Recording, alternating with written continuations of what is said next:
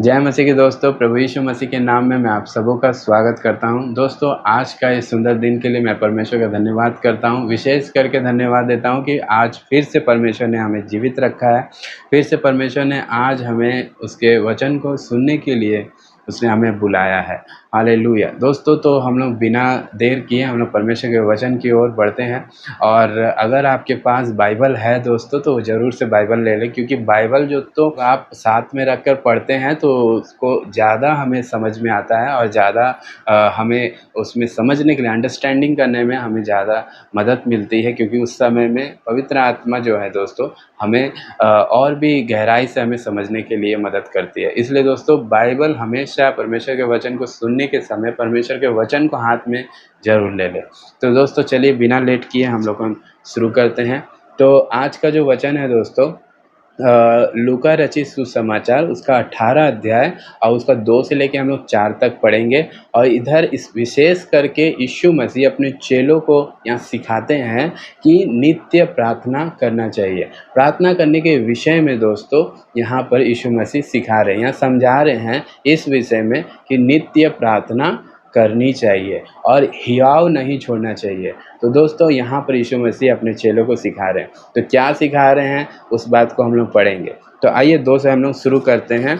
देखिए, मैंने ले लिया है बाइबल, तो आप भी ज़रूर बाइबल ले लें। आइए। किसी नगर में एक न्यायी रहता था जो ना परमेश्वर से डरता था और ना किसी मनुष्य की परवाह करता था। हालेलुया। यहाँ पर ही जो न्यायाधीश है, जो न्याय करने वाला है, वह ना ही परमेश्वर से डरता था और ना ही किसी मनुष्य से डरता था दोस्तों। तो इसका मतलब क्या हुआ? जो न्याय करने वाला है वो एक गलत है। वो किसी का भी परवाह नहीं करता है। वो अपना मन मर्जी का चलने वाला है। उनका मन करेगा तो वो न्याय करेगा, ना उनका मन नहीं करेगा तो वो न्याय नहीं करेगा। तो वो अपनी मन मर्जी का चलने वाला था। ना वो परमेश्वर से डरता था, ना किसी मनुष्य से। तो आइए दोस्तों, आगे हम देखते हैं। उसी नगर में एक विधवा भी रहती थी। हालेलुया। वहीं पर हम देख पाते हैं कि एक औरत जो विधवा है वो भी रहती थी, जो उसके पास आकर कहती रहती थी, मेरा न्याय चुकाकर मुझे मुद्दई से बचा। मुद्दई का मतलब क्या होता है दोस्तों? मुद्दई का मतलब होता है केस। जो केस लोग ऊपर में कर देते हैं, उस केस से बचा। मेरा न्याय चुका, मुझे न्याय दिलाइए, मुझे मेरा न्याय करिए करके जो लोग न्याय करने वाले के पास में, जज के पास में जाते हैं। तो दोस्तों, ये जो है आकर कहती है कि मुझे न्याय, मेरा न्याय चुकाकर मुझे मुद्दई से बचा। लेकिन यहाँ पर हम क्या देखते हैं? चौथा नंबर में हम लोग देख पाते हैं, वह कुछ समय तक वह ना माना, परंतु अंत में मन में विचार कर कर कहा, यद्यपि मैं ना परमेश्वर से डरता और ना मनुष्य की कुछ परवाह करता हूँ, तो भी यह विधवा मुझे सताती रहती है, इसलिए मैं उसका न्याय चुकाऊंगा। हालेलुया। दोस्तों, यहाँ कितनी खुशी की बात है कि वह जो विधवा औरत है वो लगातार आ रही है, लगातार बार बार आ रही है। किसके पास? वह अधर्मी न्यायाधीश के पास में लगातार बार बार वो आ रही है। वो आ करके वो कहती है कि मेरा न्याय चुकाकर मुझे मुद्दई से बचा। किसके पास कह रही है? वो एक अधर्मी न्यायाधीश से कह रही है। वो जो परमेश्वर से नहीं डरता, जो मनुष्य की परवाह तक नहीं करता, उस न्यायाधीश से बार बार आकर के वो कह रही है कि मेरा न्याय चुका, मेरा न्याय चुका करके।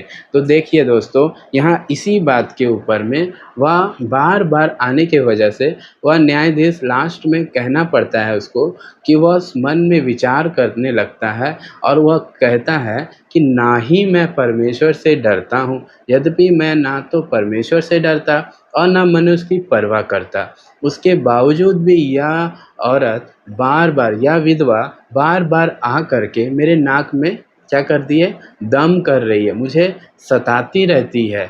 आइए, तो हम लोग को इसी बात में जब जब इसको हम लोग देखते हैं तो यीशु मसीह यहाँ क्या कहते हैं, यहाँ देख सकते हैं 6 नंबर में बहुत इम्पॉर्टेंट बात यीशु मसीह यहाँ पर कह रहे हैं कि प्रभु ने कहा, सुनो, यह अधर्मी न्यायी क्या कहता है। हालेलुया। दोस्तों, यहाँ पर सुनने वाली जो बात है, यहाँ पर यीशु मसीह बोल रहे हैं सुनने। आज दोस्तों मुझे भी सुनना है और आपको भी सुनना है और यहाँ पर यीशु मसीह खुद कह रहे हैं, सुनो, हे प्रभु ने कहा, सुनो या अधर्मी न्यायाधीश क्या कह रहा है। तो यहाँ पर कहता है, 5 का हम लोग नीचे पढ़ेंगे, कहीं ऐसा ना हो कि घड़ी घड़ी आकर अंत को मेरी नाक में दम करे। तो दोस्तों यहाँ पर हम देख पाते हैं कि यीशु मसीह वो अधर्मी न्याय क्या कह रहा है उसके बारे में हमें ध्यान देने के लिए कह रहा है।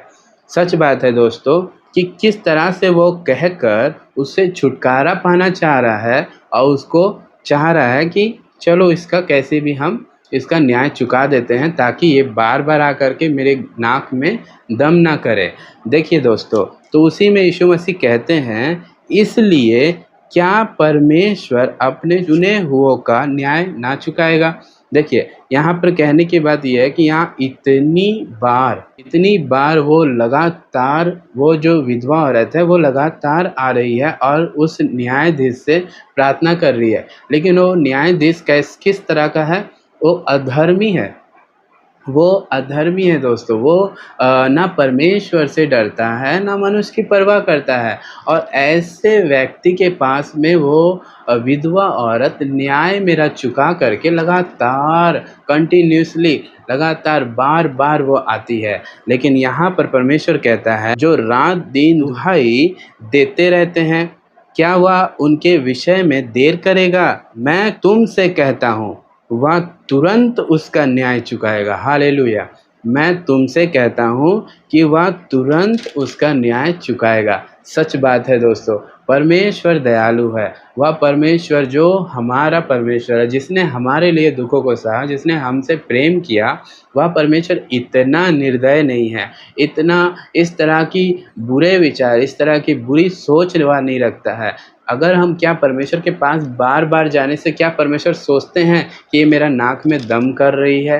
क्या मेरे पास बार बार आके मुझे सताती रहती है? क्या परमेश्वर ऐसे सोचते हैं? क्या हम उनके पास प्रार्थना, निवेदन और अपना दुख को जब बताते हैं तो क्या परमेश्वर ऐसे सोचते हैं? नहीं। अगर ऐसे सोचते तो वो परमेश्वर हमारे लिए दुख नहीं सहता। अगर वो ऐसे सोचते तो वह परमेश्वर हमारे लिए क्रूस पर नहीं चढ़ता।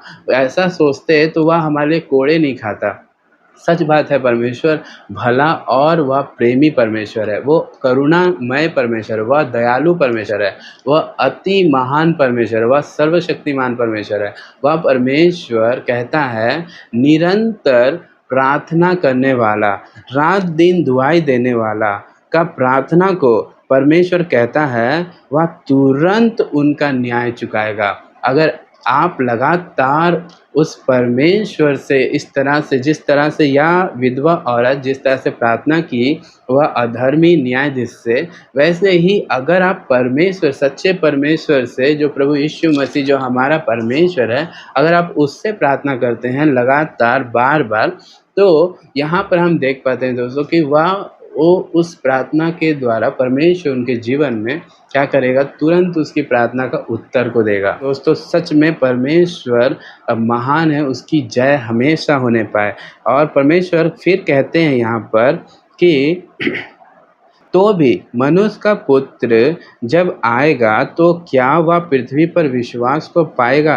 तो देखने के बाद यहाँ पर यह है कि परमेश्वर अपने लोगों के लिए सुविधा को, हर एक आशीष को, हर एक दुआओं को सुनकर उनके अनुसार उनके जीवन में उन्हें आशीष देते हैं। लेकिन उस समय तक प्रभु यीशु मसीह कहते हैं कि मैं सब कुछ करता तो हूँ, लेकिन जब मैं वापस आऊँगा तो उस समय तक क्या ये विश्वास के साथ में होंगे? क्या उन लोगों के अंदर मेरे प्रति विश्वास होगा? इस बात को यीशु मसीह सोचते हुए कह रहे हैं। हम सब के ऊपर में वो कह रहे हैं कि क्या हम उस समय तक विश्वास के साथ नित्य प्रार्थना में लगकर, शैतान चाहे बार बार हमें गिराए, शैतान चाहे हमें कितना भी कष्ट दे, उसके बावजूद भी प्रभु के लिए हम क्या नित्य प्रार्थना के साथ, हम विश्वास के साथ हम उस पर भरोसा करके रहेंगे? इस बात को यहाँ पर यीशु मसीह कहते हैं। सच में परमेश्वर हमारी हर एक बातों को जानता है दोस्तों, तो इसलिए हमें लगातार हमें प्रार्थना करना हमें बेहद ज़रूरी है, बहुत ज़रूरी है। क्यों दोस्तों? क्योंकि हम इस दुनिया में जो कुछ भी देखते हैं एक टेम्पररी है, और शैतान जो हमें जो भी कुछ हमें दिखाता है, लालच देता है, उसका काम ही है थोड़ा मोटा लालच को दे करके और हमारे मन को बदल करके वो हमें भुलाए रखता है, लेकिन ये टेम्पररी है दोस्तों। लेकिन इस प्रेम में हमें नहीं जाना है। अगर आप इस प्रेम में जाते हैं तो वह हमारे लिए नाश के लिए है, वह हमारे जीवन को बर्बाद करती है, वह हमारे जीवन में वह नर्क बनाता है, वह हमारे जीवन को। लेकिन दोस्तों परमेश्वर का जो प्रेम है, परमेश्वर का जो रास्ता है वो अनंत है, उसका प्रेम, उसकी हर एक बातें अनंत है। इसलिए दोस्तों हम उसके प्रेम को खोजना और उसके वचन को फॉलो करना, उसके पीछे चलना, उसके वचन की आज्ञा को मानकर उसके साथ-साथ चलना, यही हमारा कर्तव्य होना चाहिए। और परमेश्वर का वचन जब आप पढ़ते हैं तो लगातार प्रार्थना किया कीजिए, ताकि आप वचन की गहराई को आप समझ सकें और वचन के द्वारा परमेश्वर के बातों को सुन सकें कि परमेश्वर इस वचन के द्वारा क्या बात कर रहे हैं।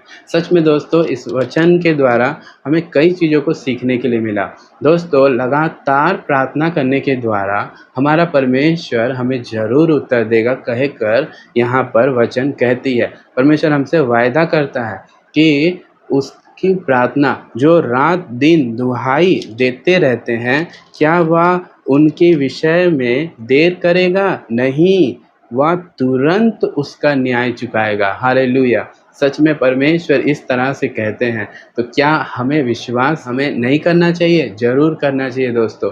विश्वास करने वालों के लिए सब कुछ हो सकता है। हालेलुया! जो मुझे सामर्थ देता है उस यीशु में मैं सब कुछ कर सकता हूँ। उस यीशु पर भरोसा कीजिए दोस्तों। परमेश्वर आपको उस जिस बात के लिए आप प्रार्थना कर रहे हैं, जिस बात के लिए आप लगातार आप प्रभु के पास रोते हैं, गिड़गिड़ाते हैं, परमेश्वर उस बातों को आपको समय में ज़रूर दोस्तों पूरा करेगा। तो दोस्तों जय मसीह की। परमेश्वर इस वचन के द्वारा आप सबों को आशीष दे और इस वचन को सुनने के लिए आपको धन्यवाद देता हूँ। और परमेश्वर के प्रेयर में जो जाने के लिए और परमेश्वर के वचन को सुनने के लिए दोस्तों इस चैनल को ज़रूर फॉलो कीजिए। जय मसीह।